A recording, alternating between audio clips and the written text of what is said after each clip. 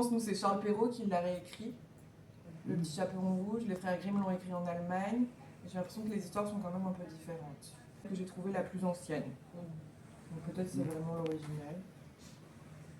Vous voulez qu'on revienne sur ce qu'on a vu après, c'est possible aussi. Je pourrais vous donner les références. Tout le monde aimait rien qu'à la voir. Et plus que tout, sa grand-mère, qui ne savait que faire ni que donner comme cadeau à l'enfant. Une fois, elle lui donna un petit chaperon de velours rouge, et la fillette le trouva si joli, il lui allait si bien, qu'elle ne voulut plus. Tu iras les porter à ta grand-mère. Elle est malade et affaiblie. Toi aussi, pardon. Où vas-tu de si bonne heure, petit chaperon rouge demanda le loup. Chez grand-mère. Et que portes-tu sous ton tablier, dis-moi? De la galette et du vin, dit le petit chaperon rouge. Nous l'avons fait cuire hier et je veux... Le loup, pendant ce temps, courait tout droit à la maison de la grand-mère et frappa à sa porte. Qui est là? Cria la grand-mère. C'est moi, le petit chaperon rouge, dit le loup.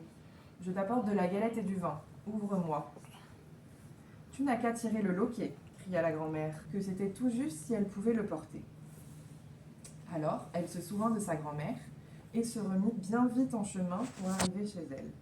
Et elle avait l'air si étrange. « Comme tu as de grandes oreilles, grand-mère. »« C'est pour mieux t'entendre, répondit-elle. »« Et comme tu... Quelle grande bouche et quelles terribles dents tu as. »« C'est pour mieux te manger, dit le loup, qui fit un bond hors du lit et avala la petite fille d'un seul coup. Sa voracité s'attira. Qu'a donc la vieille femme à ronfler si fort? Il faut que tu entres et que tu vois si elle a quelque chose qui ne va pas. Le chasseur entra donc dans la maison.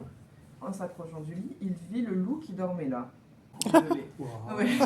Elle se jura, plus jamais de ma vie, je ne quitterai le chemin pour courir dans les bois, comme ma mère me l'avait défendu. On raconte encore qu'une autre fois, que le loup était venu à sa rencontre et qu'il lui avait souhaité le bonjour. Personne ne l'embêta et ne lui fit le moindre mal. Bravo. Bravo. Belle lecture. Tu veux, vas-y. Jeu du taquin. Mais non, c'est le petit cœur.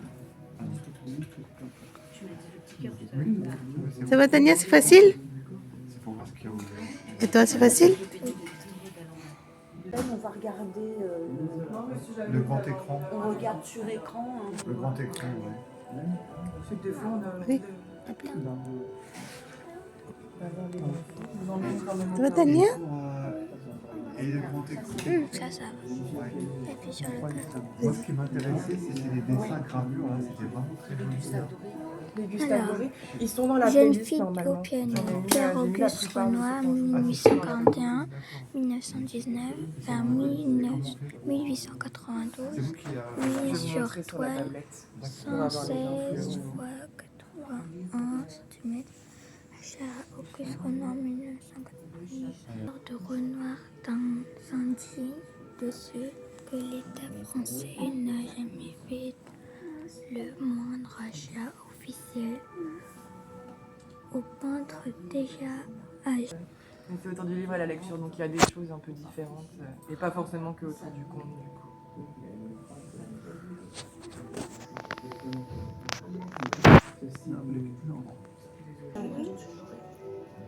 Oui, J'ai fait un espèce de mélange pour avoir un peu de tout. Comme ça, vous pouvez avoir accès au tableau, ou le tableau, le cartel avec les explications. Vous avez les dés qui sont là pour faire les petits jeux, et la flèche, du coup vous avez l'explication du tableau. D'accord. Et après par contre, ça, Regarde, là, ça va c'est tourner joli. en boucle, mais là ça bougera pas. Donc il faut refaire le cœur. qu'est-ce qu'il fait avec son cheval sur il donne un coup... Ouais, faites le petit cœur. Le petit cœur. C'est ça, la flèche ça vous laisse vraiment sur la même œuvre. Faites le petit cœur et comme ça vous pouvez avoir Ouais, c'est joli. l'explication.